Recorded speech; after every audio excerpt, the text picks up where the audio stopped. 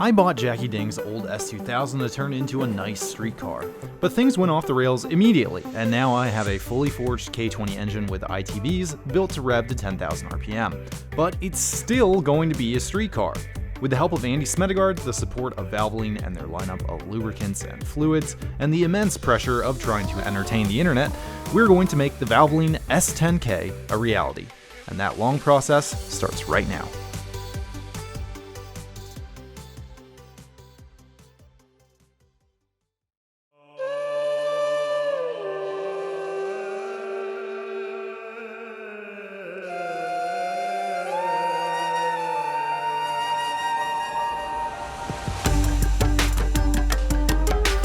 We're going to start this project with a health inspection of whatever's left of the car, and then just start building back from the ground up.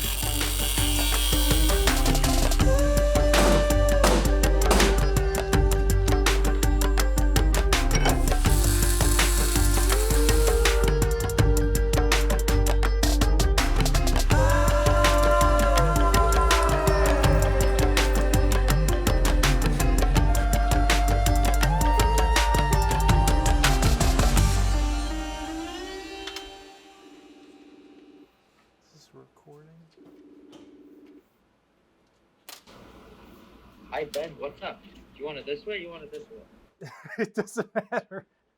Either one, yeah, that one's great. That one's great.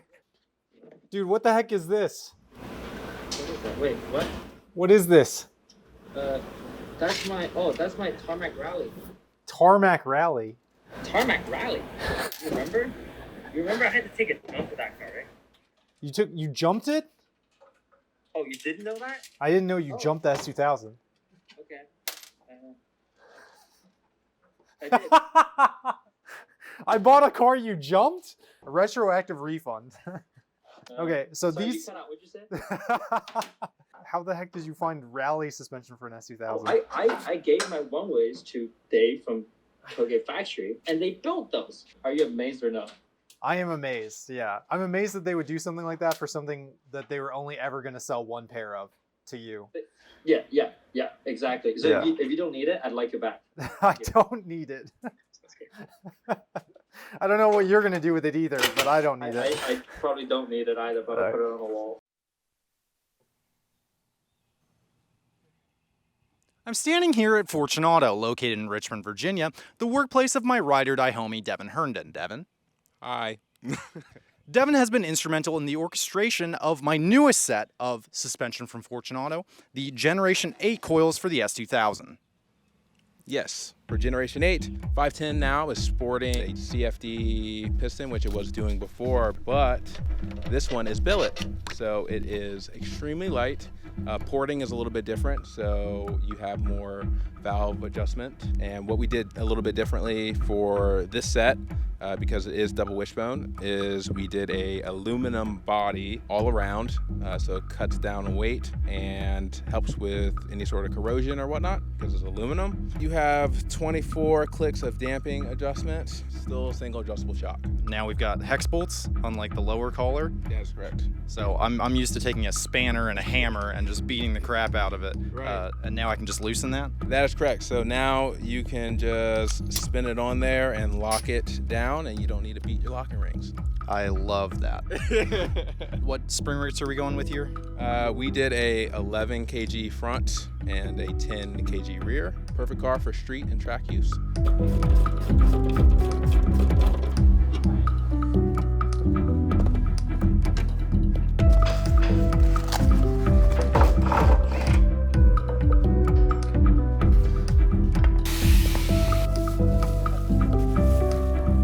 Ooh, so shiny.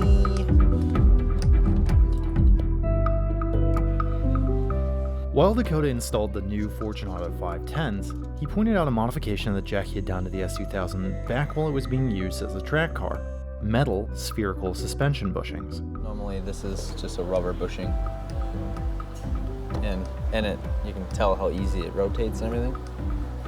These are all sphericals, so that's good. It's typically the parts alone is like $1,000 for a full set of sphericals. While Dakota is positive about these mods, and typically spherical bushings are viewed as ideal for maintaining a consistent alignment during G-load, I think there's a distinct possibility that these suspension arms may be coming out in the future to decrease noise and harshness and help make the S2000 a better street car. It is time to install a K.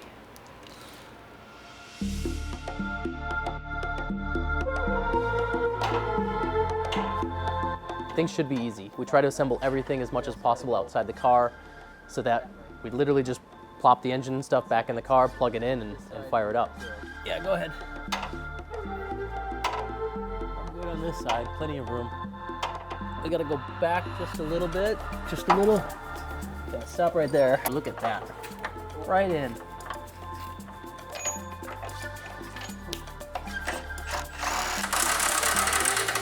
Andy, how hard is the actual putting the engine in part?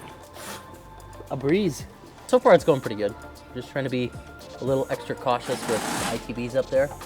Just trying to be extra careful. Andy, this might be the most beautiful thing I've ever seen. Let's get in there. The engine or the car? Engine.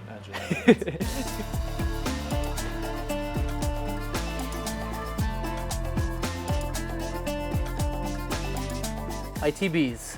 These are set up for a K series, and I kind of saw this coming. I should have, maybe we should have ordered the correct parts, but the throttle cable is just a little short. We need this to go into there. So we're probably, what, 2 inches short? And I'm all out of adjustment. We're gonna have to do something here to make this functional. Peeling back some of this outer coating and seeing if I can just move this all back, recrimp it down, and get the correct amount of linkage. I kind of peeled this all back, and now it's almost like it was never apart. There. I think that should work. I feel like it's gonna need to be cracked open a little bit for idle anyways. I just don't know how much. Which, that was another thing I was thinking about last night too, like idle control. You're not gonna have any like active idle control. It's just whatever the throttle stop is at. Which is kind of annoying because it's gonna idle really low and stuff when it's cold. But it also, like when you have AC, the AC puts extra drag on the motor. So there's nothing to like idle up the engine other than we can use ignition compensation a bit. So it'll run a really low ignition value at base idle. It'll run like 0 degrees of ignition advance. And then if it needs to idle up, we can add, 20 degrees of ignition advance. And that's able to at least fluctuate idle 100 RPM, maybe 200 at best. Right now, the only thing setting idle is where this throttle stop is at. However much the ITBs are cracked open, that's your idle. Is this why most cars don't use that? This is why ITBs are typically found on race cars. Hopefully there's like a 255 fuel pump in here. We're just pulling this out just to make sure everything is okay. I have trust issues with just any project car that shows up here, because the last thing you want to do is try to make a bunch of power and you don't have the fuel to support it. It's got AEM 340 in it. Once we were going to install all this, we realized it would be easier for us to go back to the original pump that came in this car, which we had one in our ASM junkyard. This is just a simple 255 pump. Should be plenty for the power that this car is going to make on E85 and 91, because we're going to do flex fuel. This will make the whole system very simple. So it'll be one line that runs from here all the way up to your rail. So it'll be only 2 spots that it could ever leak from. And we are running the regulator off of this regulator here. And that means simplifying, no regulator in the bay. It keeps the bay nice and clean and simple, and there's just no aftermarket parts that can fail. This is all OEM, so we're good to go.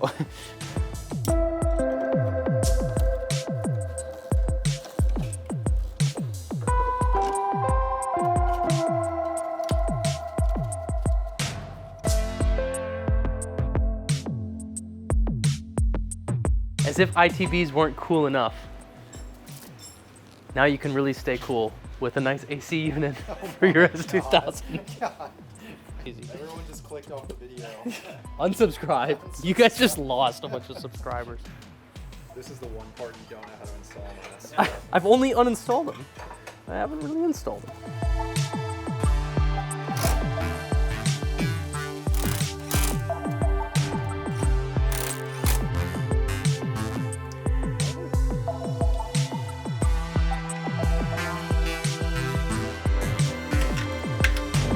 You need 2 fans minimum. This is your only fan.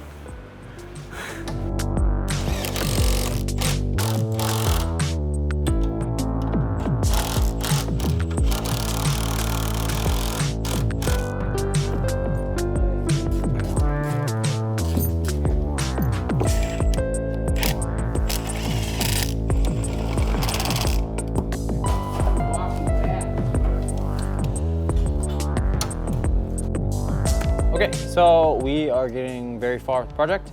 We just got drive shaft in, the brakes are now bled, so once this thing is running, it'll stop.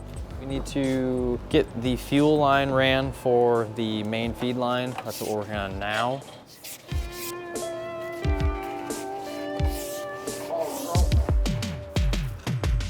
All right, so these are our AC relocation lines.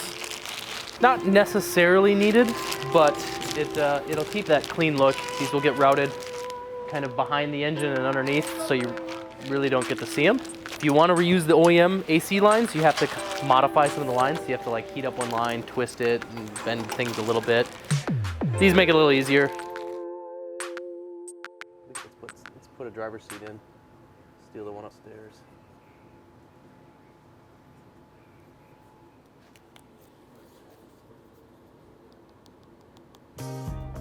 I am gonna drain out this mystery fuel in the tank. Could be 85, could be race gas, pump gas, we have no idea. So rather than guessing, especially on a fresh Ronnie built motor, we're going to just pump it out and put in some known good non-ethanol 91, maybe a little race gas mixed in. Looks like a nice steady stream.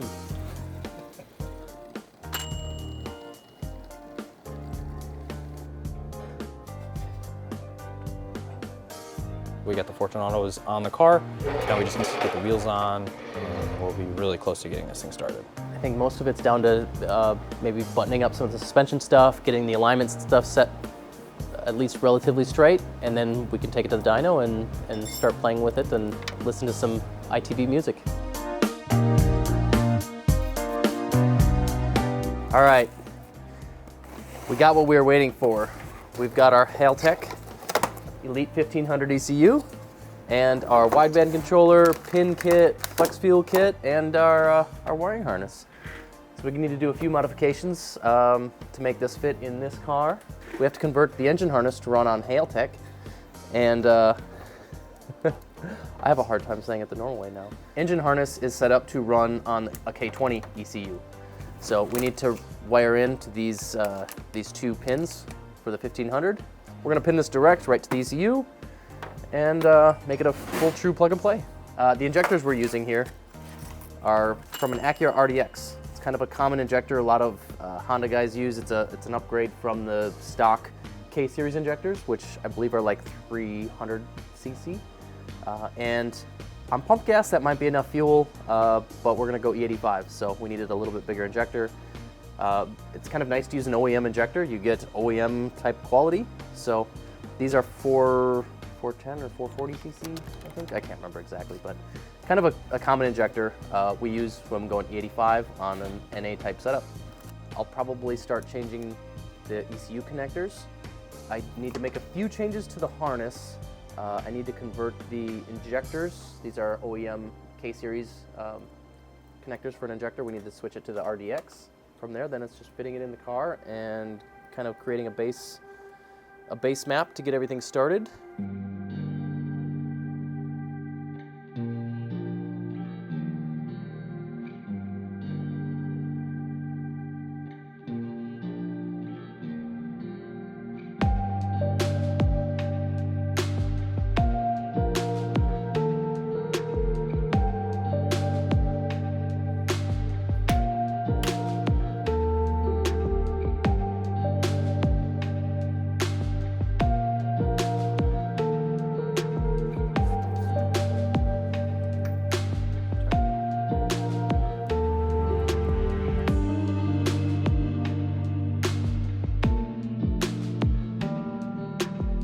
We're gonna go ahead and change all the fluids in this car with some Valvoline because we have no idea how many miles are on the diff and the trans.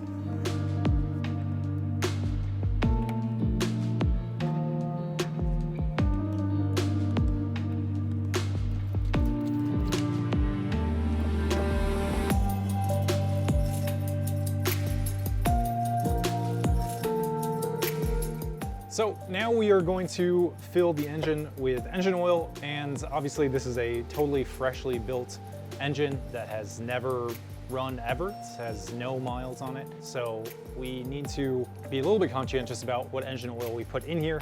The big things that you're looking for when you're picking a break-in oil are a conventional oil that breaks down a little bit faster than like a synthetic. You also want to have high concentration of zinc in the oil, because that will help prevent metal-on-metal contact and damage with stiffer valve springs that we're running. So we are going to go with Valvoline VR1, which is what I run on pretty much everything. We're just going to run a 1030 weight VR1 that comes in both conventional and synthetic. This is obviously a conventional, like I just said, very, very high in zinc, which is kind of VR1's whole thing.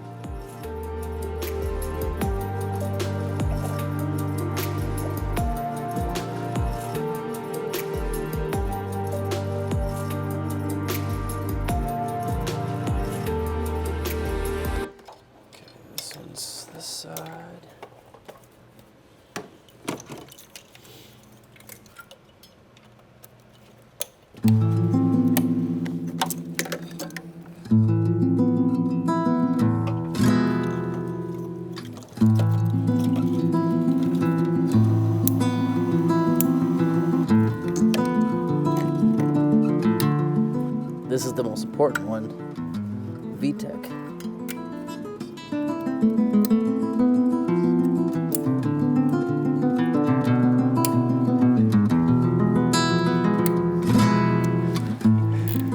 One thing I didn't think about either is the intake air temp sensor.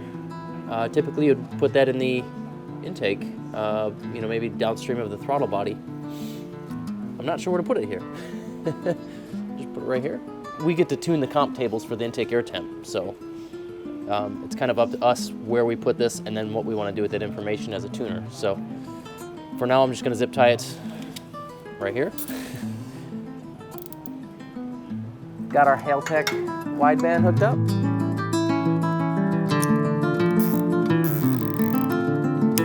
Let's see if we can make some noise. Not giving my hopes up that it's going to be this easy. I have a feeling a few little wiring things we got to figure out. We'll see what kind of issues we run into.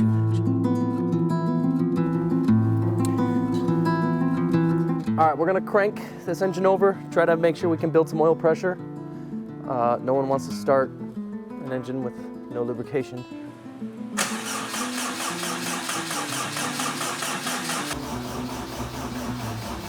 Only spinning at 140 RPMs. It's all this high compression stuff. There we go. All right, so we think it'll start. We got the oiling system primed. I have a lot of the sensors needed, I think, to make this thing run. Ready?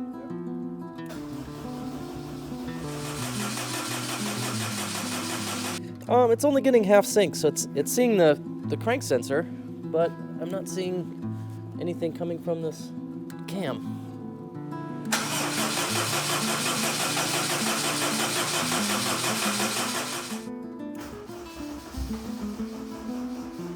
Oh no, our battery's about to die.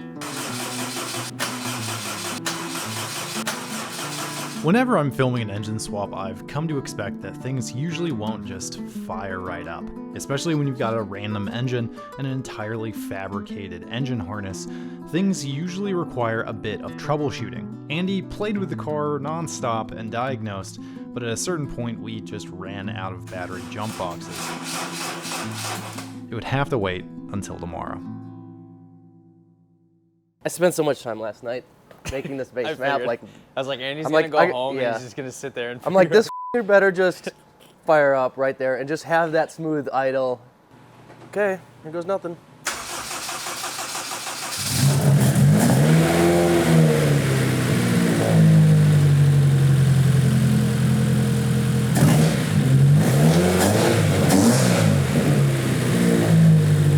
That's much better than yesterday. It worked.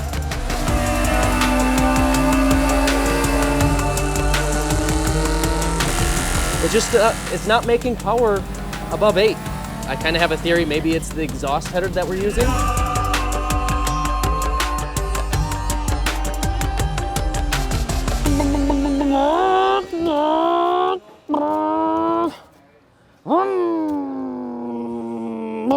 And we're at Starbucks.